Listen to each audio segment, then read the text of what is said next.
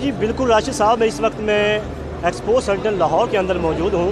اگر آپ میرے ساتھ دیکھیں تو یہ سید قاسم علی شاہ کی تصویر ہے، جو کسی جو تعارف کے محتاج نہیں ہیں. اگر ان کے بارے میں بات کی جائے تو وہ ایک ٹی وی اینکر بھی ہیں، مصنف بھی ہیں، 10 کتابیں وہ لکھ چکے ہیں. اس کے علاوہ ماہر کامیاب ایک ترغیبی تقرر بھی ہیں. اور سب سے بڑی بات جو ہے، وہ لوگ جو سٹریس کے اندر ہیں، دباؤ کے اندر ہے، دباؤ کا شکار ہیں، ان کے لیے وہ ایک ایسے جیسے فرشتہ ہیں. اگر ہم ان کے اور تھوڑی سی بات کی جائے 10 کتابوں کے بارے میں، تو آج جو 11ویں کتاب ہے جس کا نام سوچ کا ہمالیہ ہے، وہ آج رونما ہونے جا رہی ہے. اسی سلسلے میں ایک ایکسپو سینٹر لاہور کے اندر ایک کانفرنس جو ہے منعقد کی گئی ہے. وہاں ابھی کچھ ہی دیر بعد جو ہے سید قاسم علی شاہ جو ہیں وہ پہنچ جائیں گے. ہم ان سے بات کرتے ہیں، وہ جو ہے رونمائی کے لیے کچھ اس کتاب کے بارے میں ہمیں بتائیں گے. اس کے علاوہ وہ چیزیں بتائیں گے جو ایک زندگی بہتر زندگی گزارنے کے لیے کوشاں انسان رہ سکتا ہے. اور اگر اس میں کوئی خیر کا پہلو ہے تو وہ کہتے ہیں جی وہ جس شان تو شانہ سب بڑھیا، تو کریڈٹ گوز ٹو اللہ کریم. جو کرم کرتا ہے تو ہم جیسے کھوٹے سکے چل جاتے ہیں. بندہ وہ دعویٰ کر بیٹھے کہ میرا ہی کو کمال ہے تو پھر سکیوں کا کمال ہونا چاہیے. اگر نہیں ہے تو اس پہ پھر اس کی عطا زیادہ ہے، اپنی اوقات کم ہے. حضور والا، میں نے دنیا کی کئی ڈگریوں پہ ایک ریسرچ کر کے دیکھا ہے. آپ کوئی کام کرنا چاہتے ہیں تو وہ ایک لمبا پروسیس ہوتا ہے. دنیا میں آپ کو ڈاکٹر بننا ہے، 5 سال کے لیے پڑھنا پڑے گا، MBBS کرنا پڑے گا. آپ کو MBBS کرنے کے بعد ہاؤس جاب کرنی پڑے گی، پھر اسپیشلائزیشن کی طرف جانا پڑے گا. پارٹ 1 کلیئر ہوگا FCPS، پھر پارٹ 2 کلیئر ہوگا، پھر آخر کار آپ قابل ہوں گے کہ آپ کی رائے، آپ کی بات کو سند سمجھا جائے. اسی طرح انجینئر ہے. ہم جب انجینئرنگ پڑھتے تھے تو ہمیں کہا جاتا تھا کہ جو آپ پڑھ رہے ہیں اس کو مکمل نہ سمجھیے گا. آپ اس کو پڑھنے کے بعد فیلڈ میں جائیں گے، انڈسٹری میں جائیں گے، پروڈکشن میں جائیں گے، آپ کا ایک ایکسپیرینس بنے گا تو آپ ایک قابل انجینئر کہلائیں گے. ڈاکٹر صاحب بیٹھے ہیں یہاں، ڈاکٹر سہیل بڑے اچھے پیتھولوجسٹ ہیں. ڈاکٹر صاحب کوئی ایک MBBS کرنے کے بعد اپنی اس کی رائے سند نہیں مانی جائے. اس کی ریسرچ، زندگی، بال سفید ہونا، عمر کے بعد آخر کار اس کی رائے کو سند سمجھا جائے گا. دنیا کے آپ کسی شعبے میں دیکھ لیجئے، چارٹرڈ اکاؤنٹنٹ بھی آرٹیکلز کرتا ہے، پریکٹس کرتا ہے، آخر کار اس کی وہ ڈگری مکمل ہوتی ہے، اہلیت ثابت ہوتی ہے، بڑی بڑی کمپنیوں کا حساب کتاب وہ کرتا ہے. ایک سائنٹسٹ زندگی لگاتا ہے، اس کی پچھلی ریسرچ بھی دیکھی جاتی ہے، پھر وہ کچھ انوینٹ کرتا ہے، امر ہو جاتا ہے. دنیا میں ہر علم جو پایا جاتا ہے اور تعلیم جو موجود ہے اور ڈگری جو موجود ہے، اس کا اسلوب بھی موجود ہے. ایسے کریں گے، آپ میٹرک کریں گے تو FA کر سکتے ہیں، FA کریں گے تو آپ BA کر سکتے ہیں، BA کریں گے MA کر سکتے ہیں. لیکن آپ سب کبھی غور کیجئے گا کہ یہ جو ہم ڈگریوں میں پڑھتے ہیں، جن کو پڑھتے ہیں، انہوں نے کون سی ڈگری لی ہوتی ہے؟ یہ سوال ہے آپ سب سے میرا. کہ اگر ہم MA پنجابی کرتے ہیں، اور MA پنجابی وارث شاہ کے بغیر نہیں ہوتا تھا. وارث شاہ نے MA کون سا کیا تھا جس کے بعد ہیر وارث شاہ لکھی تھی؟ یا آپ MA انگلش کرتے ہیں، شیکسپیئر کے بغیر نہیں ہوتا تھا. پتہ لگتا ہے شیکسپیئر تیسری کلاس سے بھاگ گیا تھا، اس نے MA کیا ہی نہیں تھا، لیکن اس کے بغیر MA نہیں ہوتا. اناٹمی فزیولوجی کی کتابیں لکھنے والوں نے خود MBBS نہیں کیا تھا، لیکن ان کی کتاب کے بغیر MBBS نہیں ہوتا تھا. تو میرا اپنے بچپن سے آج تک یہ سوال رہا ہے، اور آپ سب کے لیے بھی سوال ہے کہ آخر وہ علم جو بغیر ڈگری کے آتا ہے، وہ علم کون سا علم ہوتا ہے؟ وہ علم جو یونیورسٹی کالج یہاں ایک پروفیسر نہیں دے سکتا، وہ علم کون سا علم ہوتا ہے؟ اور وہ کون سا علم ہوتا ہے جو زمانے کی قید سے بھی آزاد ہوتا ہے؟ ایک قید ہے. میں اس کمرے میں بول رہا ہوں، اس کمرے سے باہر میری آواز شاید نہیں جا سکتی. میں یہاں بول رہا ہوں، میں ابھی مائک چھوڑوں گا، آواز کم آئے گی، میں آپ تک بات کرنے کے لیے اس کا محتاج ہوں. لیکن یہ کون سا علم ہے جو رومی سے چلتا ہے، 800 سال بعد علامہ محمد اقبال تک پہنچ جاتا ہے؟ 800 سال بڑا فاصلہ ہے. کاشف بھائی، اگر بندہ پونیا جائے اور پونیا جا کے رومی کے مزار کو دیکھے، جہاں کا ایک اسلوب اور پیٹرن ہے، تو وہاں پر اقبال کی علامتی قبر بھی موجود ہے. وہ اس لیے ہے، وہ اسی یاد میں ہے کہ کبھی دنیا میں کسی صحابی نے آ کے سرکار دو عالم سے پوچھا تھا کہ یا رسول اللہ قیامت کب آئے گی؟ تو اللہ کے رسول صلی اللہ علیہ وسلم نے سوال کیا کہ تم نے تیاری کی ہے؟ اس نے کہا جی تیاری تو میری کوئی نہیں ہے، نمازیں کچھ ہیں کچھ چھوٹی ہوئی ہیں، عبادت کہتے ہیں کچھ کوشش ہے کچھ چھوٹی ہوئی ہے، ریاضت کتنی ہے، ریاضت میں کوئی پوری نہیں ہے، ادھوری ہے، کیا ہے تمہارے پاس؟ اس صحابی نے کہا یا رسول اللہ، اللہ اور رسول کی محبت ہے، آپ کی محبت ہے۔ تو سرکار دو عالم نے اسی وقت خوبصورت حدیث ہمارے پاس آ گئی، پوری فلسفی دیتی ہے کہ قیامت کے روز وہ اسی کے ساتھ ہوگا جس سے محبت کرتا ہے۔ یعنی محبت آپ کو آپ کی قبر کو ایک بنا دیتی ہے، قبر ایک ہونے سے مراد نظریہ آپ کو اکٹھا کر دیتا ہے، سوچ آپ کو اکٹھا کر دیتی ہے۔ تو یہ کون سا علم ہے جو 800 سال بعد بھی علامہ اقبال کو مل جاتا ہے، اور اقبال کہتے ہیں کہ اگر رومی نہ ہوتا میرا مرشد تو میں اقبال نہ ہوتا۔ اس علم کو فیض کہتے ہیں، اور یہ فیض محتاج نہیں ہوتا ڈگری کا، یہ محتاج نہیں ہوتا یونیورسٹی کا، یہ محتاج نہیں ہوتا پروفیسر کا، یہ عطا ہوتی ہے، یہ کرم ہوتا ہے۔ اس میں کوئی کہہ لیجئے کوئی پرسنل پلاننگ اینڈ سلیکشن نہیں ہوتی، کوئی اسٹریٹجی نہیں ہوتی، یہ بالکل ایسے ہی ہوتا ہے جیسے ہم نے تاریخ میں ایسا بھی پڑھا کہ ایک بزرگ تھے، ان کے رات کو گھر میں چور آیا چوری کے لیے، اور اسے کھڑکا ہوا، وہ تہجد کے لیے اٹھ چکے تھے، اور وہ جیسے کھڑکا ہوا تو وہ قریب جو پرانی ایک کہہ لیجئے مسجد کی جائے نماز سی ہوتی ہے اس کے اندر چھپ گیا۔ تو یہ کہہ لیجئے کوئی اس وقت کیفیت میں تھے، کوئی اور ابدال آئے ان کے پاس اور آ کے انہوں نے کہا جی کتب کم ہو گیا، تو انہوں نے کہا یہ چور ہے اسی کو کتب کر دیتے ہیں۔ تو واصف علی واصف صاحب نے ہمیں سکھایا کہ جو چور ہوتا ہے نا وہ آدھا کتب ہی ہوتا ہے، جو رات جاگنے لگ پڑتا ہے نا آدھی پلاننگ اللہ تعالیٰ اس کی پوری کر دیتا ہے۔ کیوں؟ جاگنے والے کی تہجد ہی رہ جاتی ہے، اگر جاگنے لگ پڑا اور تہجد بھی پڑھنے لگ پڑا تو پورا کتب ہو گیا۔ سو چور کو پوری پرواہ مل چکی ہوتی ہے، فکر مندی مل چکی ہوتی ہے، وہ بے فکری سے نہیں سو سکتا، کیونکہ وہ جو بے فکر سوئے ہوتے ہیں ان کو چوری بھی تو ان کی کرنی ہوتی ہے اس نے۔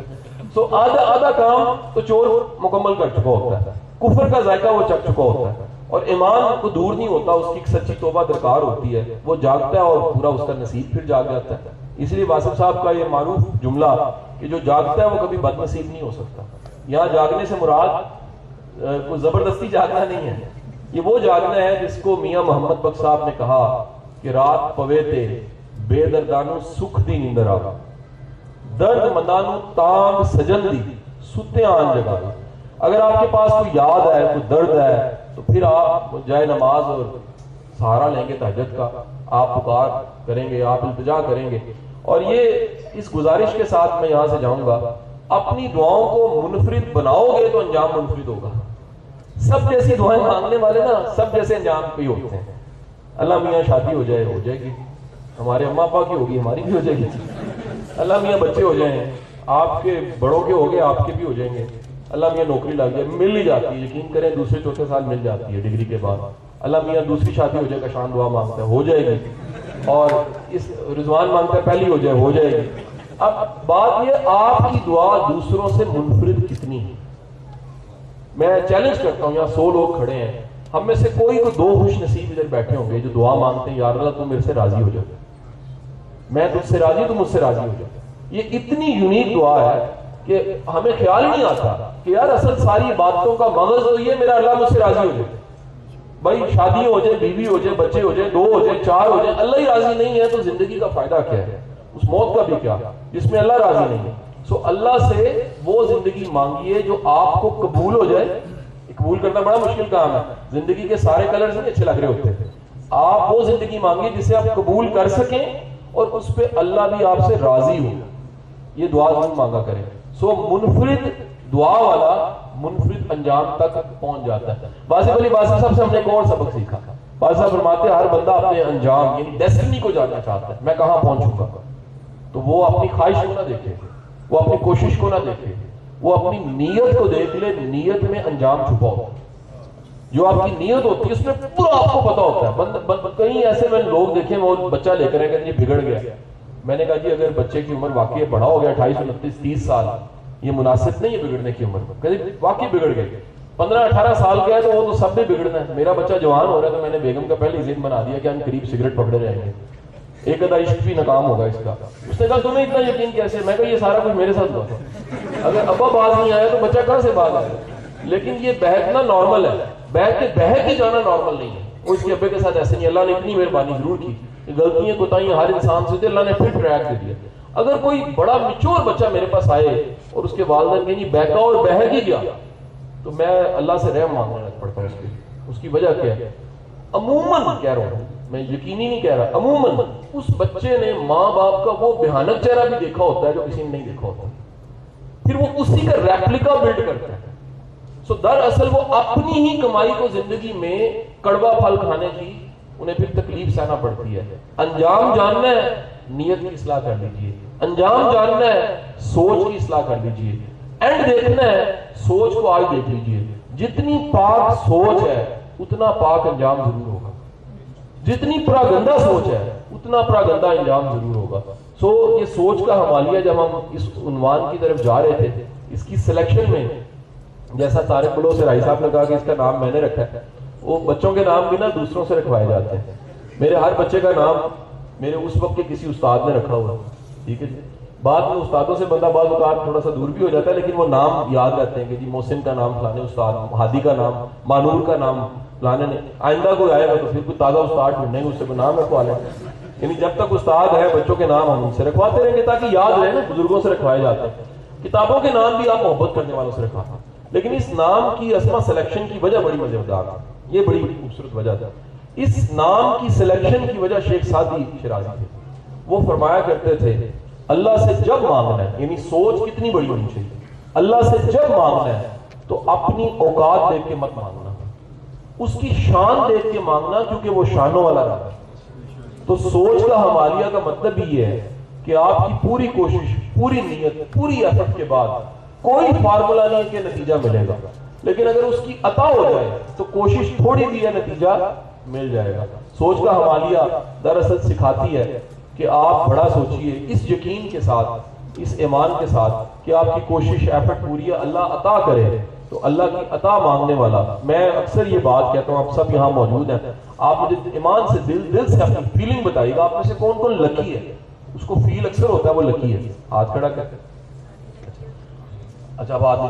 آپ اگلا سوال ہے بسم اللہ الرحمن الرحیم روز کون پڑھتا ہے؟ ایک بار چلے کم از کم. 100% سارے پڑھتے. لکی 80% کے ہاتھ کھڑے تھے، ان میں بھی کئی مشکوک تھے. ٹھیک ہے جی. میں ایک اینکر میرے پاس آ گئی، میں نے کہا جی آپ کے معاملات اتنے خراب کیوں؟ کہتے جی میں بچپن تو منوس ہوں. میں نے کہا جی آپ کو اتنا یقین کیسے ہے؟ اس نے کہا جی میں پیدا ہوئی تو ماموں مر گئے تھے، تو میں جوان ہوئی تو دادا مر گیا تھا، میں تھوڑی سی اور بڑی ہوئی تو اس کے بعد میری ماں بھی مر گئی، تو میری ماں آخری سانس تک مجھے کہتی تھی تو ہے ہی منوس. اچھا میں نے کہا جی اس کے بعد وہ سب نے انگلی پہ گنے تو 10 بار کا ہوگا منوس ہے. کوئی 1.5 لاکھ دفعہ آپ کے اپنی ذات نے آپ کو کہا ہوگا منوس ہے، لہذا منوسی ہو گیا. آپ یاد رکھیے گا بسم اللہ الرحمن الرحیم کا مطلب کیا ہے کہ میں اس اللہ کے نام سے شروع کر رہا ہوں جو رحم کرنے والا ہے، فضل کرنے والا ہے. یاد رکھیے گا رحم اور فضل کی تعریف یہ ہے، یہ حق سے زیادہ ملتا ہے. یہ کیا ہوتا ہے؟ یہ اوقات کے مطابق نہیں ملتا.